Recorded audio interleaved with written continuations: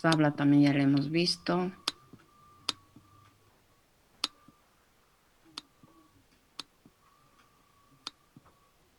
Aquí estamos. La neuralgia del trigémino, como ustedes saben, forma parte de una algia. Voy a ver si hay alguien en la sala. Algia craneal, como hemos hablado al principio.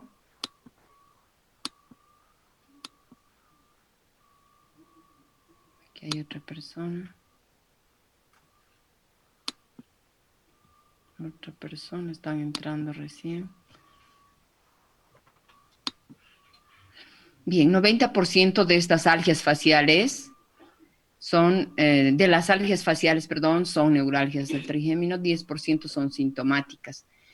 La neuralgia del trigémino es una neuralgia que aparece más o menos a los 50 años, un poco más. Rara vez podemos tener en gente más joven.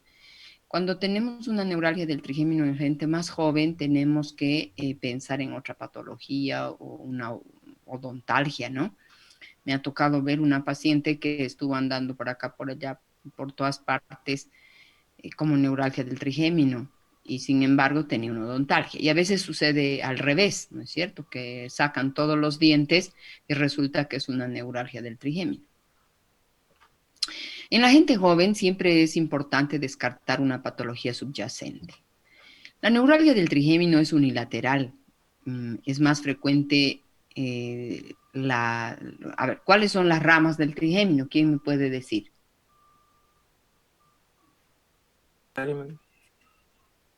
Oftálmica, maxilar, mandibular, doctora. Sí, maxilar mandibular o maxilar superior, maxilar inferior, correcto, y la oftálmica. Entonces, para que ustedes vean que la neuralgia del trigémino es más frecuente en la segunda o la tercera rama, es decir, maxilar superior o mandibular o maxilar inferior.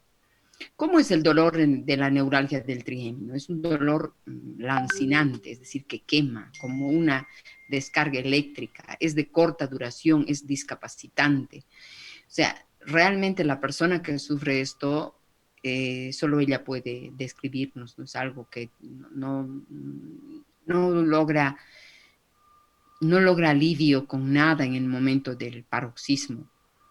Hay una ausencia de déficit sensitivo en el lugar, en la zona de la rama afectada, no hay sensibilidad. Las zonas gatillo, nosotros lo que hacemos es golpear con el martillito, eh, percutimos la rama oftálmica, percutimos la rama maxilar superior y la mandibular, y nosotros al percutir nos vamos a dar cuenta que el paciente enseguida siente dolor, apenas percutiendo, enseguida siente dolor. ¿Mm? Bueno, debemos hacer una exploración normal, o sea, todo el examen neurológico y generalmente no se encuentra nada. ¿Cuál es el tratamiento en la neuralgia del trigémino? Hoy en día tenemos un abanico de posibilidades, un abanico de medicamentos, pero siempre vamos a empezar primero, ¿no? Primero debemos especificar nuestro diagnóstico, si es una verdadera neuralgia del trigémino. Ante la presencia de una patología como esta, debemos siempre pedir una imagen, una tomografía contrastada. ¿Para qué? Para que descartemos la presencia de un tumor o una malformación arteriovenosa que esté presionando o comprimiendo el ganglio de Gasser y pueda estar produciendo una neuralgia. Primero siempre debemos descartar algo que esté apretando al nervio, ¿me entienden? Entonces, una vez que nosotros hemos hecho una tomografía con contraste y estamos seguros de que no hay ninguna masa, nosotros podemos hablar de una neuralgia del trigémino idiopática. ¿Cuál es el tratamiento? El tratamiento en la fase aguda podemos emplear los analgésicos más fuertes como el tapentadol, como el tramadol, el ketorolaco, etcétera. Y ya como un tratamiento de sostén, vamos a darle carbamazepina, ¿no? Lo primero, de 200 miligramos. Podemos empezar con dosis de 600 miligramos, repartidos en 3 dosis. Podemos llegar hasta 1200 miligramos. Otro medicamento que le sigue a la carbamazepina es la oxcarbamazepina. Es un medicamento mejorado de la carbamazepina. Bueno, ahora han surgido nuevos medicamentos como la gabapentina, ¿ya? La gabapentina es un buen medicamento también, es un anticonvulsivante que actúa más en crisis parciales, es un buen medicamento. Sin embargo, en mi experiencia personal, yo no lo uso porque produce mucha ataxia, muchos mareos y hasta se caen. Entonces, a veces el remedio es peor que la enfermedad. Entonces, yo prefiero no uso la gabapentina, salvo, digamos, una neuralgia totalmente refractaria, ¿no? Podemos usar también el topiramato y asociado a todos estos anticonvulsivantes, podemos usar el clonazepam, que es un ansiolítico, ¿no? Generalmente estos pacientes entran en un estado de ansiedad muy elevado y sí debemos bajar su estado de ansiedad para poder mejorar el dolor, ¿sí?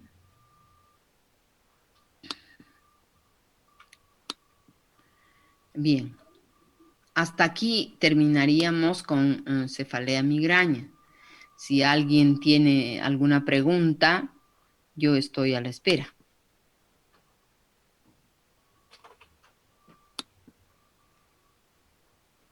No me deja minimizar para poner otra diapositiva.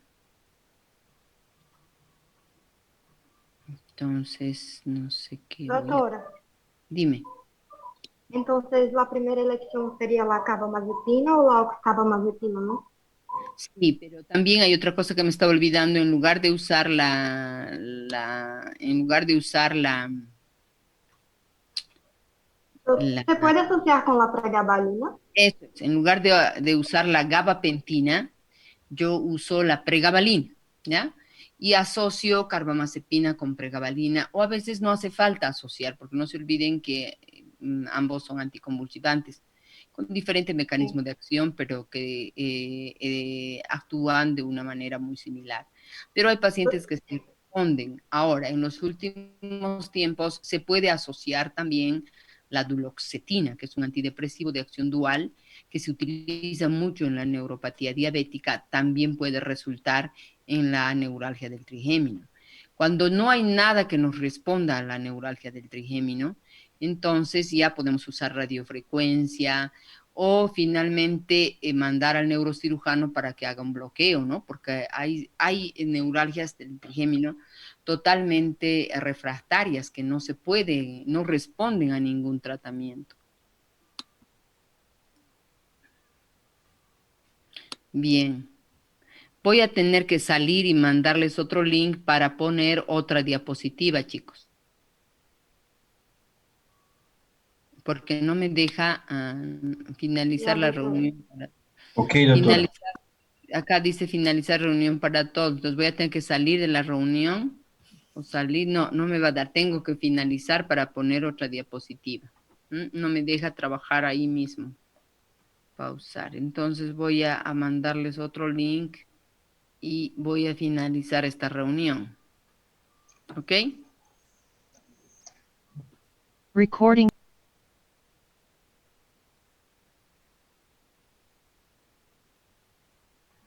Bien, vamos a continuar con cefaleas. Ustedes han visto que la cefalea migrañosa tiene una característica especial y es importante que ustedes conozcan la diferenciación entre lo que es una cefalea migrañosa y una cefalea, por ejemplo, de tipo tensional, ¿no? Nosotros hemos terminado de ver neuralgia del trigémino, hemos visto la cefalea migrañosa y hemos tocado un poquito comparativamente con la cefalea tipo clúster o Horton, que se llama, que tiene la característica de ser una migraña, pero con un comportamiento diferente al de la migraña clásica, ¿no es cierto? Si ustedes se acuerdan. La cefalea Horton, el paciente está activo, corre para acá, para allá, o cefalea en racimos también se llaman, o cefalea clúster también se llama. A diferencia de la migraña clásica, donde el paciente se discapacita, está metido debajo de una cama, no quiere ver la luz, no quiere ruidos, no quiere ver a nadie. Entonces, la cefalea clúster es una cefalea que es más frecuente en hombres, es una cefalea migraña también, pero que tiene un comportamiento clínico un poquito diferente. Bien, ahora vamos a ver la cefalea tensional crónica en extenso, ¿sí? La cefalea tensional crónica constituye también una causa muy importante, si no es la primera causa de consulta en cualquier consultorio de neurología, con algunas diferencias. Por ejemplo, en el psiquiátrico, antes de la pandemia, lo que más se atendía era epilepsia, seguida de cefaleas. Actualmente lo que estoy viendo es que los epilépticos están como más temerosos de salir y lo que se ve más es Parkinson y cefaleas, ¿no? Pero la cefalea tensional realmente es una causa de consulta no solo en el consultorio de neurología, sino también en el consultorio de medicina general. Por ello es que ustedes, ¿cuántos serán neurólogos? No lo sé, o sus primeras armas las van a dar, por supuesto, como médicos generales. Entonces es importante que conozcan las características y sepan diferenciar una cefalea de la otra y no produzcan iatrogenias ni cefaleas por abuso o intoxicación de medicamentos. O sea, yo no voy a actuar bien si le doy a una cefalea tensional una ergotamina, ¿no es cierto? No puedo darle naratriptán, sumatriptán a una cefalea tensional. Entonces yo estoy haciendo un mal uso de la medicación. Lo que hacen los pacientes es ir a la farmacia y dicen, me duele la cabeza. ¿Qué hace? Lo primero que hace la bioquímica es tomate migranol, ¿no es cierto? Entonces empiezan o van al consultorio diciendo, ¿sabe qué? He estado tomando migranol y me iba re bien, pero ahora no me va bien. Me tomo 2, 3, entonces no me va bien. Lo que pasa es que la bioquímica no sabe la clínica, no sabe diferenciar el sinnúmero de dolores de cabeza que hay. O sea, hay una multitud de tipos de dolores de cabeza que en nuestro semestre yo solo les voy a dar lo más frecuente para que ustedes conozcan, porque en cefalea es todo un capítulo de neurología muy grande y hay pues muchos y diferentes tipos de cefaleas. Yo les voy a dar lo que más o menos van a tener que enfrentarse en el día a día, ¿ya? Bien, entonces, como introducción les decía que si nosotros disponemos de 10 minutos para atender a un paciente, empleemos 9 en la anamnesis. En el capítulo de cefaleas es muy, muy importante tipificar el interrogatorio, preguntar hasta lo máximo, ¿no? Si tienes 10 minutos, bueno, 9 emplealos en la anamnesis, aunque te quede solo uno para la exploración, ¿sí? Es importante la obtención de una buena historia clínica y para ello requerimos tiempo y paciencia, ¿no es cierto? ¿Por qué? Porque el paciente que tiene dolor de cabeza nos está intentando decirnos algo, nos está ofreciendo el diagnóstico prácticamente. Bien, cuando hablamos de dolor de cabeza, la gente piensa que duele adentro de la cabeza, ¿no? O sea, me duele la cabeza, me duele la cabeza. Pero ustedes saben que hay ciertas estructuras que cuando se dilatan son las que producen realmente el dolor. ¿Cuáles son esas estructuras? Las meninges, las arterias extracraneales del cráneo, la piel y los músculos que rodean la cabeza. Bueno, entonces estamos yendo a lo que es una cefalea tipo tensión. Si tensionas la piel y los músculos que rodean la cabeza, vas a producir dolor. También hay dolor cuando los vasos sanguíneos de la base del cerebro están afectados, o los nervios craneales, como hemos hablado de las algias craneales. ¿No es cierto que en la anterior clase hemos dicho que puede haber una neuralgia no solo del trigémino, sino una neuralgia occipital, etcétera? Porque los nervios también son estructuras que cuando se afectan producen dolor. Entonces, este cuadrito memorícenlo, apréndanselo de memoria. ¿Qué es lo que duele?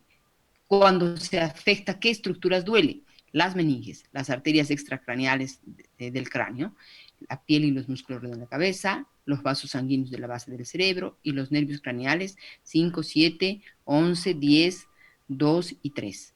¿Sí? También cuando tenemos la afección de la primera, la segunda y las terceras cervicales, ¿no es cierto? Que hay dolor de cabeza. Bien, antiguamente la cefalea tipo tensión recibió muchas denominaciones. Se la llamó cefalea por contractura muscular, se la llamó cefalea ordinaria, se la llamó cefalea por estrés. Hubieron unos que decían cefalea psicogénica o cefalea psicomiogénica. El año 1988 empieza el término de cefalea tensional. Bien. Un poco para que ustedes diferencien este cuadro. Fíjense, una sinusitis, cuando nosotros sospechamos de una cefalea por sinusitis, ¿qué lugar se localiza? El dolor. ¿En qué lugar se localiza el dolor? Vamos a ver que hay dolor detrás del hueso de la ceja y o los pómulos, así como está diseñado acá en la diapositiva. Fíjense ustedes. Cuando hay una sinusitis, esto y esto hay dolor. No están pudiendo ingresar algunos. Bueno, ya está. Entonces, les repito, cuando hay una sinusitis, miren ustedes dónde duele la cabeza, ¿no? La parte anterior de la frente, acá, fíjense, todo esto duele, ¿no es cierto? Cuando es una sinusitis.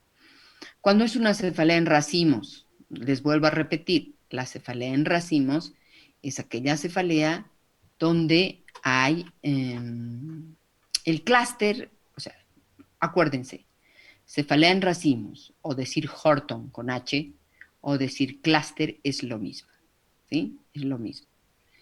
El dolor donde se concentra alrededor de un ojo, como está señalado en la diapositiva. Y ahora nos vamos a lo que nos compete, la cefalea por tensión. El dolor es como una banda que aprieta la cabeza. Es típico. El paciente dice, ¿sabe qué, doctora? No aguanto el dolor. Es un dolor que es como si tuviera un casco en mi cabeza, o como si tuviera una banda, o como si tuviera una mano que me aprieta. Es esa sensación. Así te refiere el paciente. En cambio, en la migraña hay náuseas, puede haber aura, hemos dicho con cambios visuales, escotomas, ¿no? Las arañitas, las moscas volantes, el dolor es pulsátil, el dolor es en un hemicráneo, generalmente.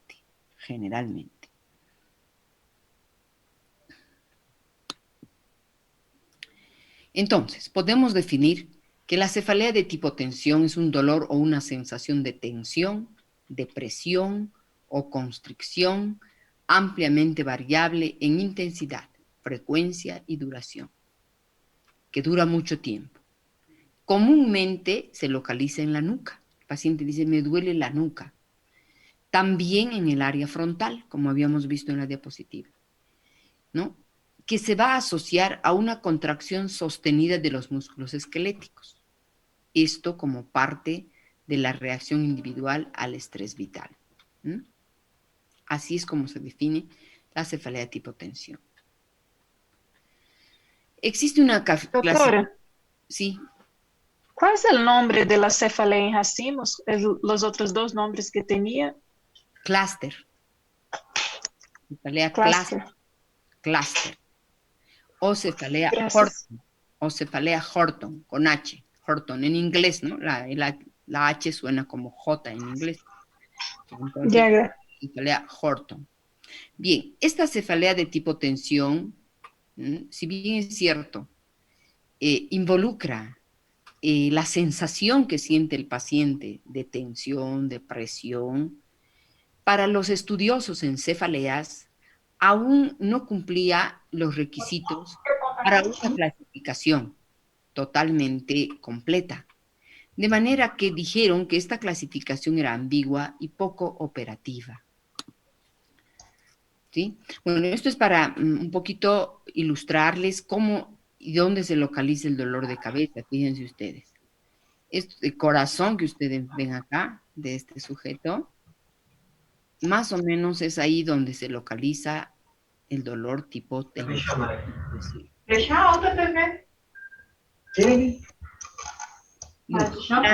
La nueva definición en los últimos tiempos, apaguen sus micrófonos. La nueva definición en los últimos tiempos incluye dos tipos de cefaleas. la cefalea episódica del tipo tensión y la cefalea crónica. Entonces ya vamos aclarando las cosas. Ya no solo es una cefalea tensional crónica o tipo tensión, sino que aquí ya vamos diferenciando una cefalea episódica y una cefalea crónica tipo tensión, ¿sí? Ahora, estos dos tipos podrían estar asociados o no a una contractura muscular, ¿no? La cosa se va aclarando en el transcurrir del tiempo, mientras los estudiosos en cefaleas, porque como les decía, hay neurólogos que solo se ocupan de cefaleas. Bueno, existen libros, volúmenes de libros escritos sobre cefaleas, ¿no? Que no acabaríamos en todo el año. Bien, entonces, para que ustedes graben conceptos, podemos concluir que después de haber hecho clasificaciones, los expertos dicen que hay una cefalea episódica y una cefalea crónica de tipo tensión. Esto es para ilustrarles un poco la tensión muscular en la cara, el cuello y los hombros puede causar cefaleas por tensión. Sí, miren el rostro de este sujeto, es un dolor, es un rostro que expresa dolor, ¿no es cierto? Bien, vamos a hablar ahora de la cefalea episódica y sus manifestaciones clínicas. La cefalea episódica, para que nosotros podamos definirla como episódica, tiene que tener una duración de menos de 15 días por mes. Pregunta de examen. ¿Mm? Y dura 30 minutos a 7 días. ¿Sí? Puede ir desde 30 minutos a 7 días hasta 15 días. ¿Cómo es el dolor? El dolor es tipo opresivo, tirante, de intensidad moderada a mediana. No se olviden que en la migraña, para diferenciar, el dolor de cabeza es un dolor de intensidad moderada a grave, a severa. Bueno, acá tenemos el dolor opresivo, tirante, de intensidad moderada a mediana. Bien, este es el rostro de una mujer con dolor de cabeza. Y más o menos así debo estar de tantas veces intentar en esa plataforma y no haberlo conseguido. ¿Y cuántas de ustedes estarán así por las malas calificaciones que tienen en neurología? Bueno, pero estoy segura que con el microparcial van a recuperar. Bien.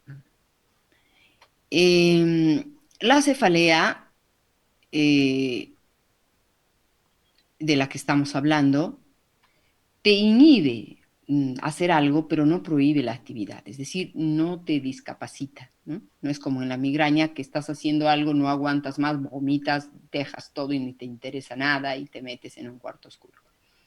La cefalea tipo tensión te permite hacer tu actividad, estás de mal humor, estás aburrido o aburrida, gritas a todo el mundo, porque el dolor sí es importante, pero puedes continuar. También es importante que ustedes memoricen que la cefalea tipo tensión es bilateral, ¿no? No se agrava con la actividad física rutinaria, generalmente no hay náuseas o vómitos, aunque cuando el umbral del dolor es demasiado elevado sí puede haber. A veces hay anorexia, hay uno de los siguientes síntomas de fotofobia o fonofobia. Generalmente esto no aparece. Ustedes saben que la fotofobia o la fonofobia es más frecuente en la migraña, pero excepcionalmente podríamos tener en la cefalea tipo tensión.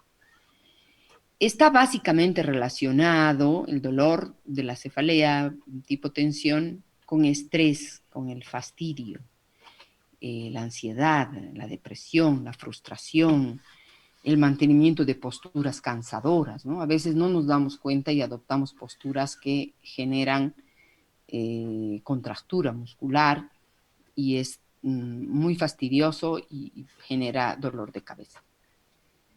Ahora, si bien es cierto, la cefalea tipo tensión generalmente es bilateral,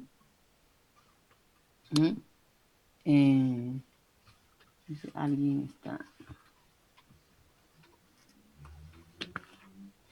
Generalmente la cefalea tipo tensión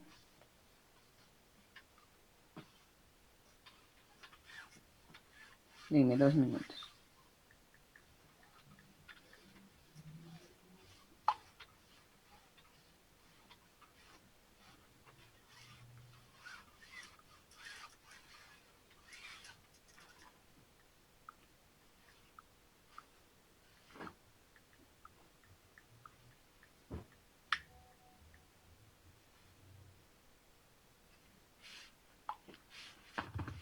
Bien, Julia no había ingresado.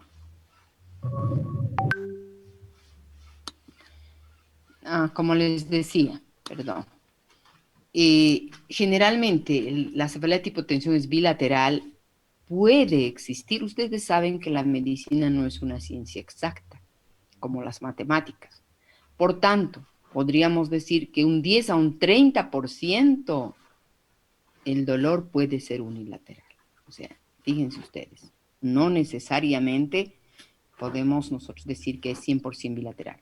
Por supuesto, debemos asociar los otros síntomas. Si, por ejemplo, tenemos un dolor unilateral con dolor tipo tensión, presión, opresión, pues es probable que no sea una migraña, ¿no es cierto? Creo que esta clase no la estoy grabando. Recording in progress. Y no sé qué he hecho.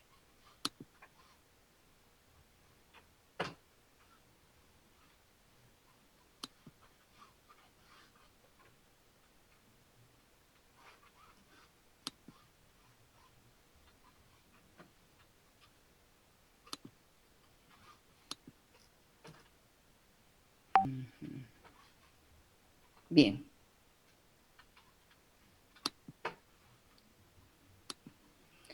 La anamnesis, el examen neurológico y las neuroimágenes nos hacen descartar posibles alteraciones estructurales, que sí es importante descartar. No obstante de que la clínica nos esté gritando qué es lo que tiene el paciente, el estudio de neuroimágenes y por supuesto el examen neurológico, un buen interrogatorio nos dice que, bueno, que puede ser una cefalea de tensión, tipo tensión, o puede ser una cefalea por una malformación arteriovenosa, por ejemplo.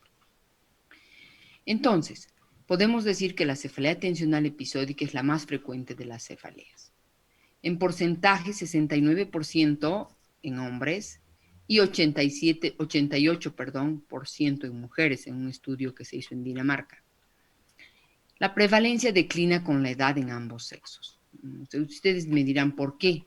A ver, ¿por qué declina la prevalencia con la edad en ambos sexos? A ver, ¿quién sabe?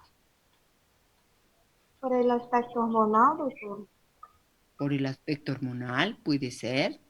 ¿Otra opinión?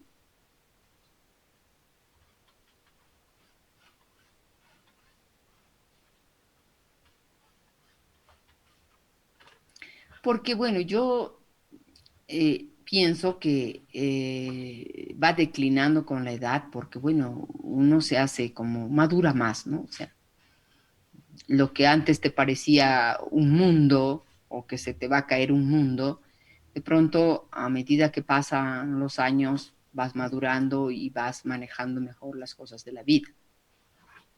Entonces, ese es un factor.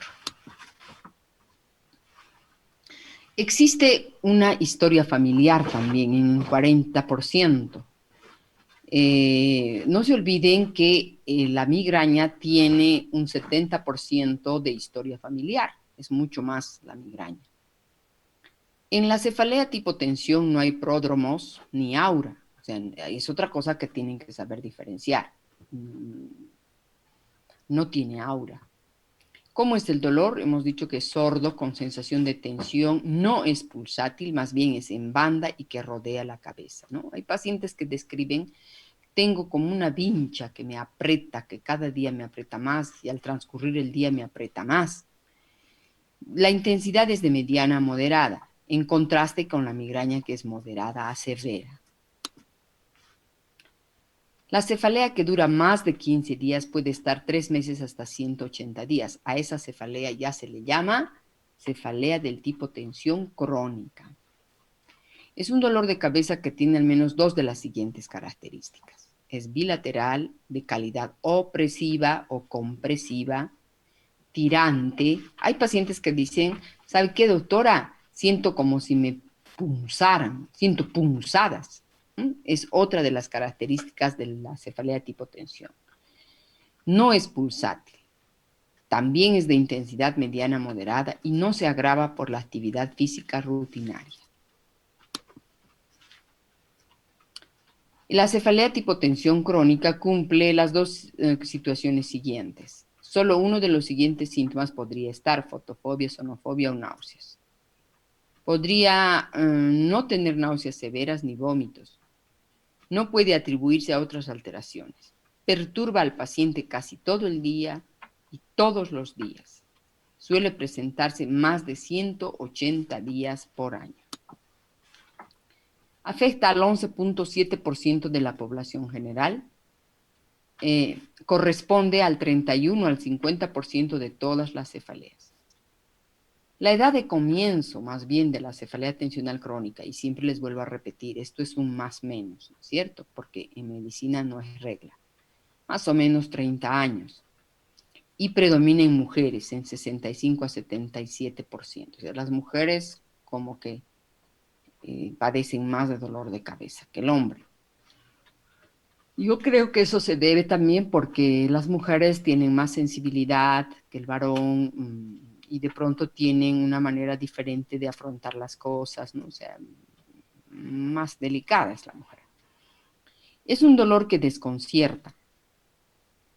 Muchas veces las personas que tienen la cefalea tensión crónica son constitucionalmente migrañosos. Es decir, una persona que tiene migraña puede hacer una cefalea tensional, claro que sí. Es más, se convierte en un círculo vicioso. O sea, cefalea tipo tensión, cefalea migraña, la migraña se gatilla la cefalea tensional, la cefalea tensional gatilla la cefalea migraña y entonces se convierte en un círculo vicioso.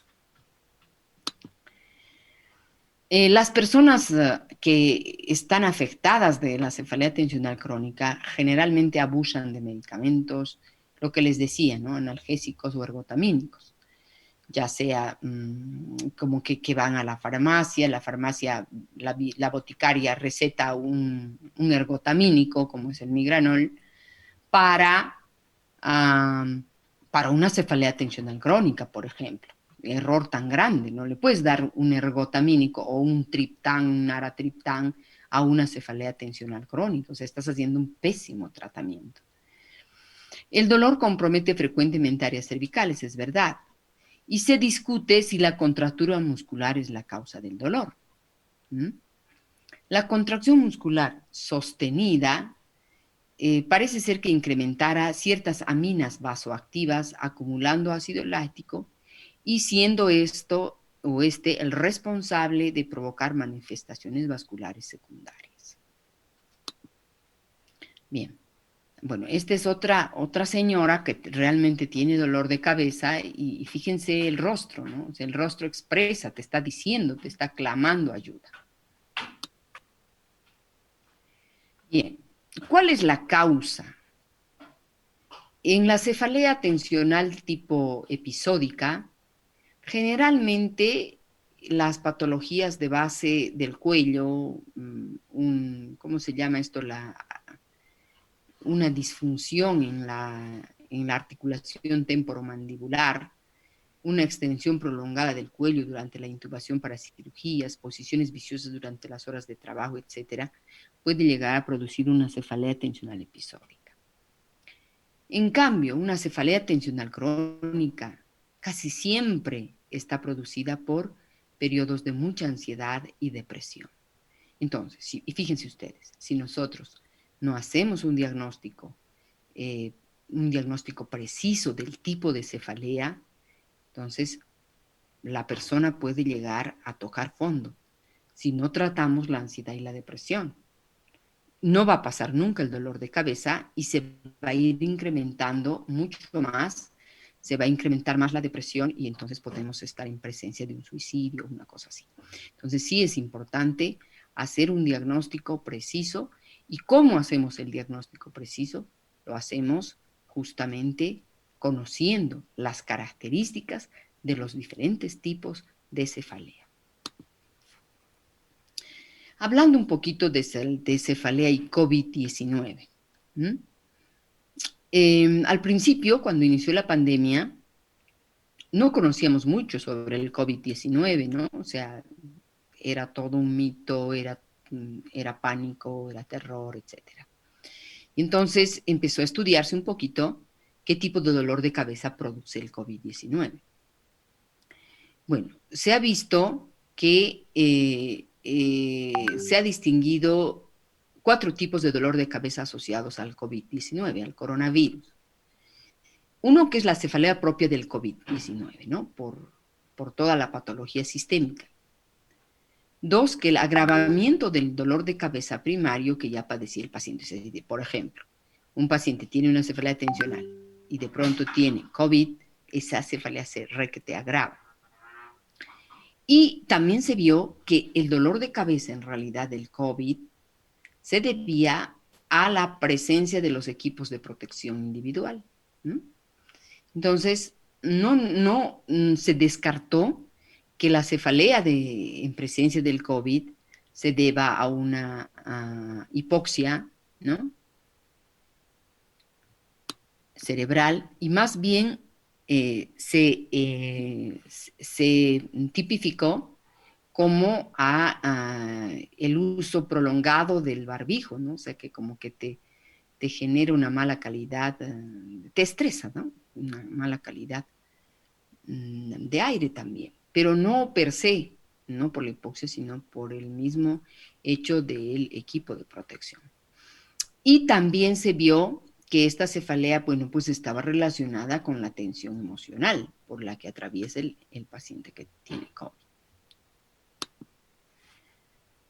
La cefalea que predomina en el coronavirus es de gran intensidad, empeora con la actividad física y los movimientos de la cabeza y puede afectar a toda la parte superior o a un lado.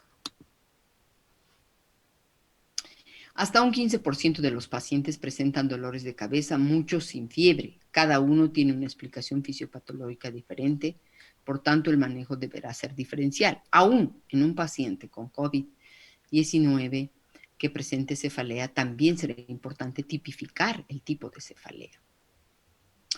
Si la cefalea es propia del COVID, si hemos descartado otro tipo de cefalea, se procede al bloqueo anestésico y a los esteroides. Si bien no hay evidencias al ser un cuadro realmente reciente, ¿no? Pero eso puede ayudar. Si un paciente tiene agravamiento de su cefalea primaria, se aplicarán los tratamientos habituales dependiendo si es una migraña o un clúster.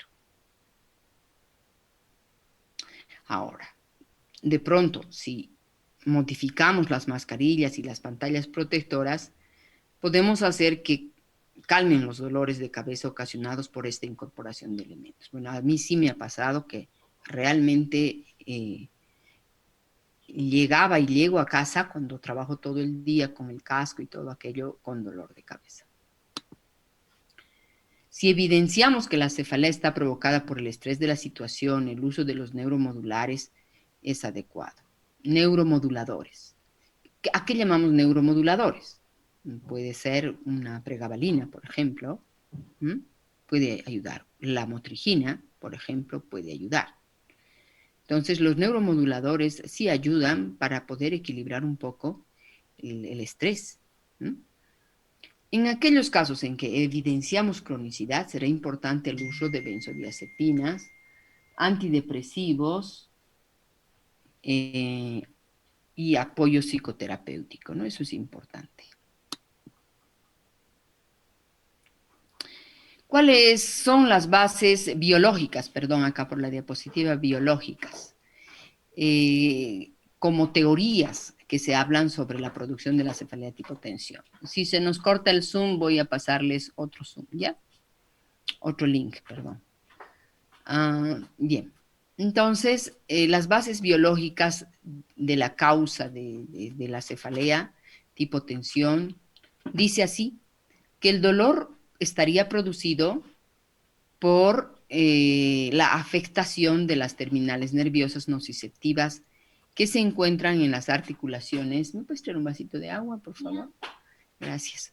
En las articulaciones, los tendones, ligamentos y músculos de la porción cervical superior y menos frecuente del aparato masticatorio.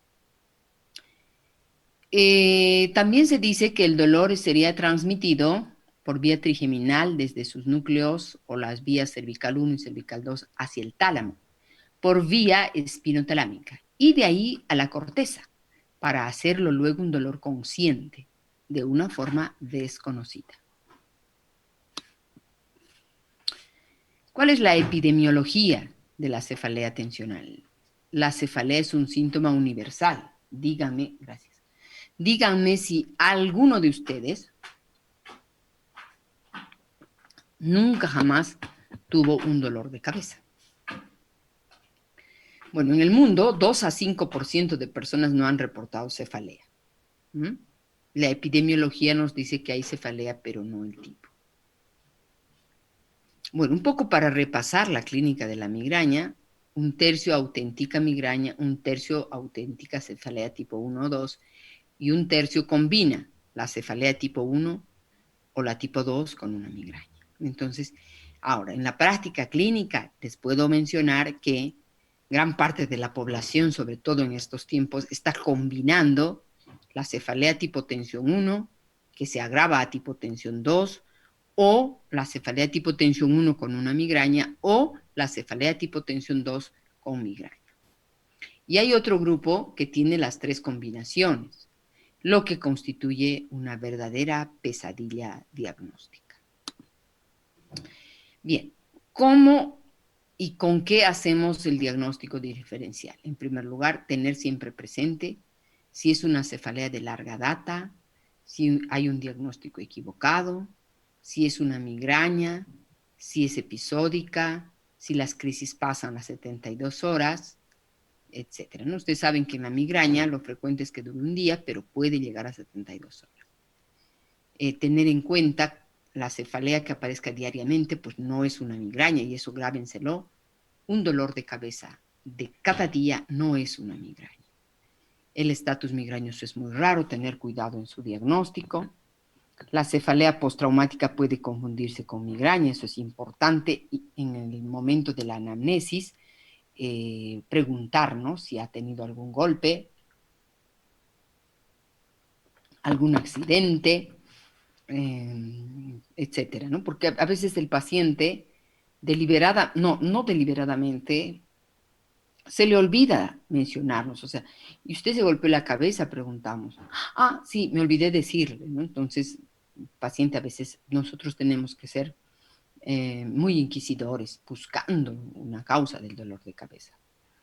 No se olviden que la cefalea postraumática se diferencia por la característica del dolor que es difuso, en la migraña es más localizado y en la cefalea tensional es más opresivo.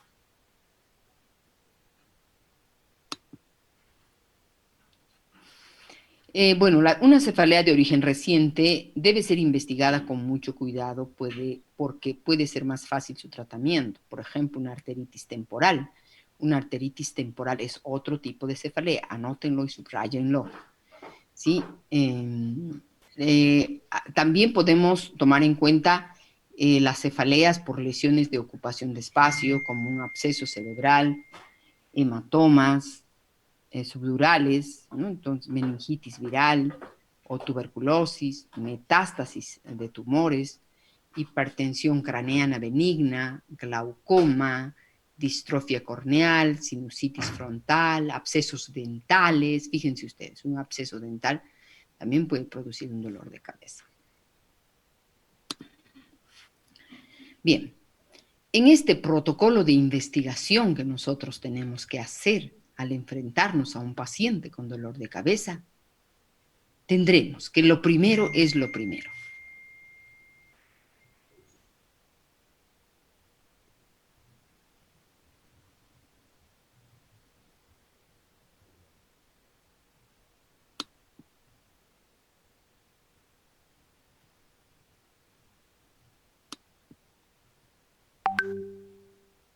Recording stop.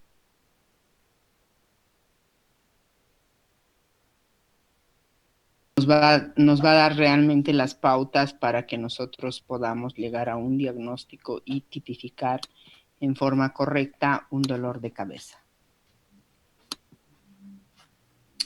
Una cefalea muy localizada y de aparición reciente va a requerir una tomografía axial computarizada. Eso no se puede pasar por alto. ¿Una anemia puede dar cefalea? Sí, es importante hacer diagnósticos diferenciales. Importante hacer un estudio hematológico que incluya eritrosedimentación velocidad de eritrosedimentación para excluir una arteritis temporal, ¿no? O sea, es decir, igualmente, en cefalea nosotros debemos pedir una rutina de laboratorio. Si nosotros estamos sospechando en una arteritis temporal, sí o sí debemos ver la velocidad de eritrosedimentación, que suele estar bastante elevada. Las pruebas tiroideas para descartar hiper o hipotiroidismo es importante también. Voy a llamar lista, así que por favor ingresen.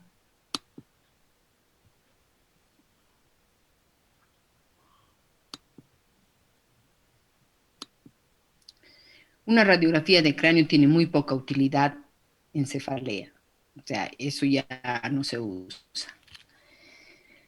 Va a ser importante también en pacientes, digamos, con depresión o hipocondríacos, hacer pruebas de personalidad, mandar a la psicóloga.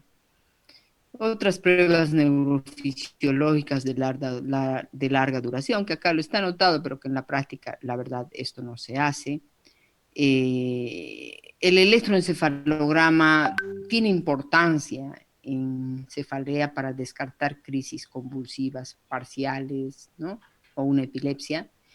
Y también nos va a dar un patrón de ansiedad y depresión, o sea, sí que ayuda el electroencefalograma en caso de una cefalea tensional, tanto episódica como crónica. Bien, el manejo y el tratamiento. ¿Cómo vamos a manejar un dolor de cabeza?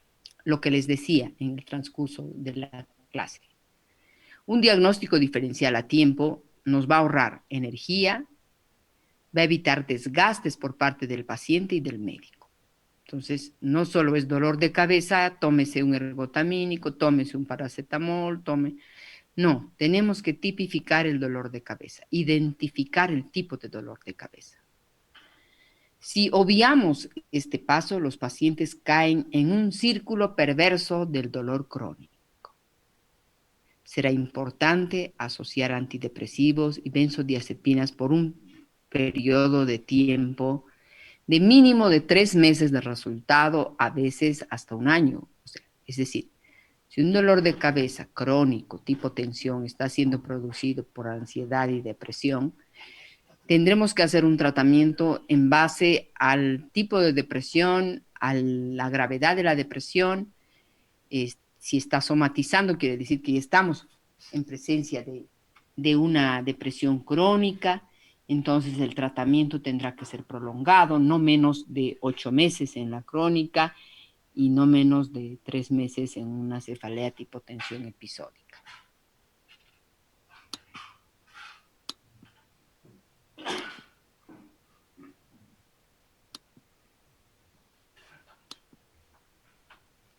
Bueno, ¿qué le damos a un dolor de cabeza tipo tensión?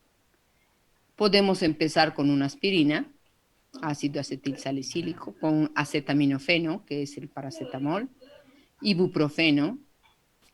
Bueno, antiguamente se usaba mucho la amitriptilina, ¿sí?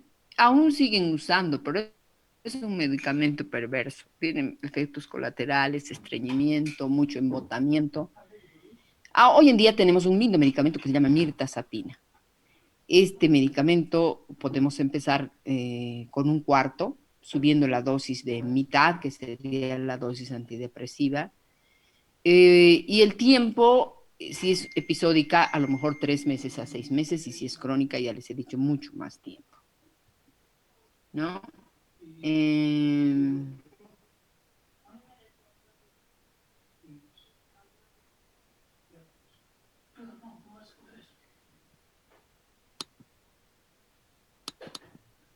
No tengo a nadie más en la sala. El manejo interdisciplinario de estos pacientes, conjuntamente con psiquiatras, psicólogos, fisioterapeutas, son la base del manejo de un paciente refractario al tratamiento, ¿no es cierto? El mejor tratamiento no es farmacológico, sino si no contamos de este equipo interdisciplinario y si no concientizamos al paciente de mejorar su calidad de vida. debemos recomendar al paciente que disfrute de más tiempo de sano esparcimiento, tranquilidad, ejercicio físico, una mejor alimentación, etc.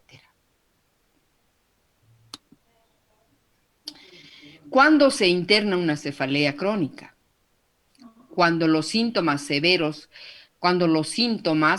son severos y refractarios al tratamiento ambulatorio. Cuando estos están acompañados de abuso de fármacos o de tóxicos no manejables en forma ambulatoria. Cuando hay una comorbilidad neuropsiquiátrica importante, imposible de manejarla en forma ambulatoria. Cuando la enfermedad clínica coexistente dificulta el tratamiento del dolor. Y cuando, por supuesto, tenemos la necesidad urgente de cuidados que no se puedan aplicar en forma ambulatoria. Otro factor importante es la prevención. En realidad es lo más importante. Prevenir estos dolores de cabeza. ¿Cómo vamos a hacerlo? Cambio en el estilo de vida. Importante. Cambiar el estilo de vida. Ustedes organícense mejor para estudiar y no estresarse, ¿no? Ganen sus tiempos. En lugar de tanta diversión, más estudio. Bien, el ejercicio. Bueno, esto que les pongo acá es una forma de ilustrar de que realmente el ejercicio puede ayudar, ¿no? Entonces, fíjense este ejercicio que podemos hacer, ¿no? Arriba, abajo, los movimientos laterales de la cabeza. Es un ejemplo de lo que puede ayudar. Conclusión. Podemos decir entonces que la cefalea tensional es uno de los temas más apasionantes por lo estereotipado de su presentación y por su diversidad de causas y posibles factores que desencadenen. Hasta ahora no tenemos una explicación racional sobre el mecanismo de instalación de este tipo de cefalea. Las teorías que hemos mencionado, si bien es cierto, son coherentes, aún no son concluyentes. Por tanto, este tema será siempre de controversia en todo escenario científico donde se discuta. Bien. ¿Hasta aquí hay alguna pregunta?